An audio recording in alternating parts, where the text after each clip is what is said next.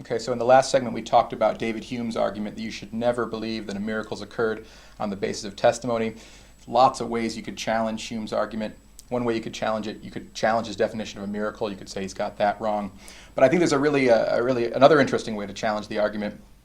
Challenge the assumption that you should only trust testimony when you've got evidence the testifier is likely to be right. And that's the premise of Hume's argument that his most important contemporary critic, Thomas Reid, took issue with. So Reid was a minister in the Church of Scotland and a professor at universities of Aberdeen and Glasgow, and he challenged this assumption of Hume's in a book called Inquiry into the Human Mind on the Principles of Common Sense, which was first published in 1764.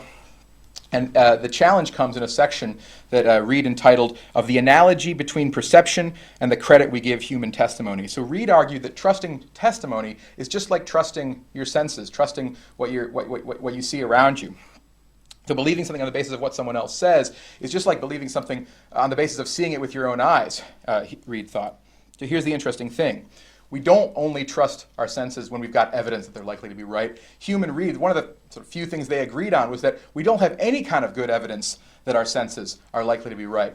So Hume and Reid both thought we don't trust our senses on the basis of evidence that they're likely to be right.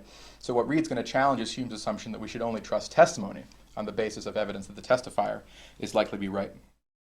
So why does he think that? What's his argument? Well, Hume and Reid both thought there were innate principles that governed how we think and how we feel. They wouldn't put it this way, but they both thought that we were hardwired to think in certain ways. So they both thought, for example, that we're hardwired to trust our senses. We're hardwired to believe what we see before our eyes. But here's what Reid thought that Hume didn't think. Reid thought that we're also hardwired to trust testimony. He said that there's an innate principle of credulity, he called it. And here's what that principle was.